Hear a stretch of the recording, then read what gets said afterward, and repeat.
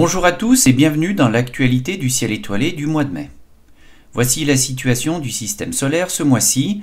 Comme pour le mois d'avril, vous pourrez observer Jupiter en début de nuit, puis Mars et enfin Saturne. Ce mois de mai est très particulier puisqu'il est marqué par un certain nombre d'alignements intéressants. Par exemple, le 9 mai, la planète Mercure se placera entre le Soleil et la Terre. Nous pourrons donc l'observer en plein jour car elle passera devant le disque solaire. Puis le 21 mai, c'est au tour de Mars, la Lune, la Terre et le Soleil d'être relativement bien alignés. Et voici plus en détail quelques dates marquantes de ce mois-ci.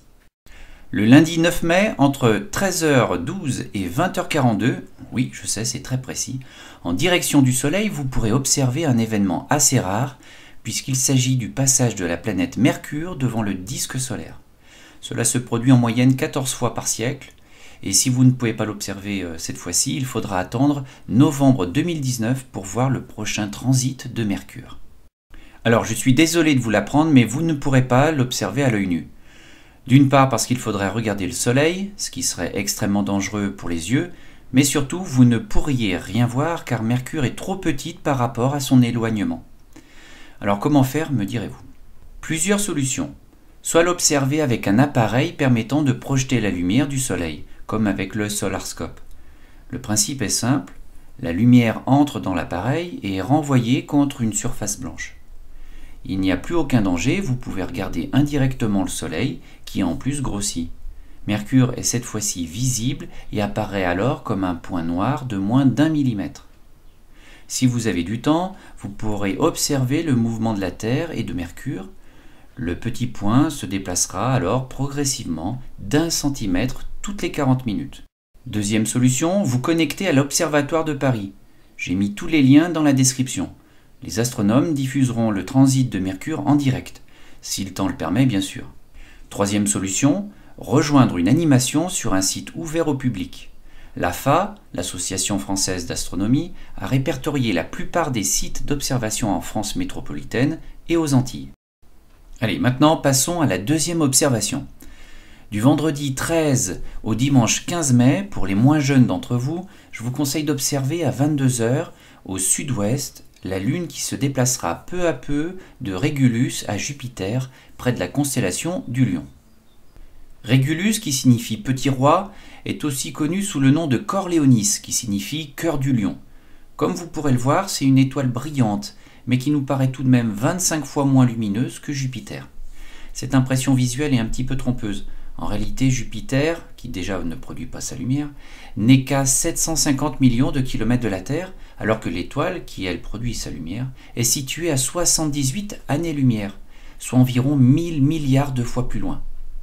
Je vous avais déjà présenté un système double, mais là il s'agit d'un système quadruple, c'est-à-dire qu'il y a 4 étoiles organisées ici en 2 paires. La plus jeune et la plus massive des 4 a une masse d'environ 3 soleils. Elle est âgée de quelques centaines de millions d'années.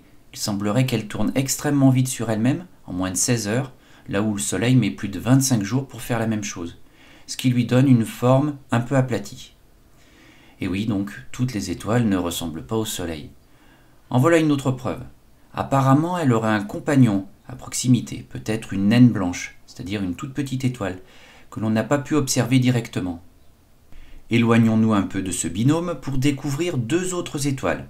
Elles sont plus petites que le Soleil, il s'agirait d'une naine orange et d'une naine rouge qui tournent ensemble autour de la première.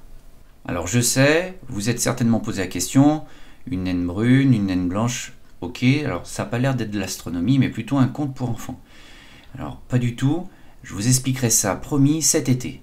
En tout cas, vous pouvez vous rendre compte qu'un seul point lumineux dans le ciel peut cacher en fait un système beaucoup plus complexe qu'une étoile. Terminons enfin ce mois de mai par un magnifique alignement qui va se produire malheureusement trop tard pour les enfants. En effet, vous pourrez l'observer le samedi 21 mai à partir de 22h. Au sud-est, il y a là la pleine lune et Mars. Lorsque vous regarderez ce beau spectacle, imaginez bien ce qui se passe à ce moment-là.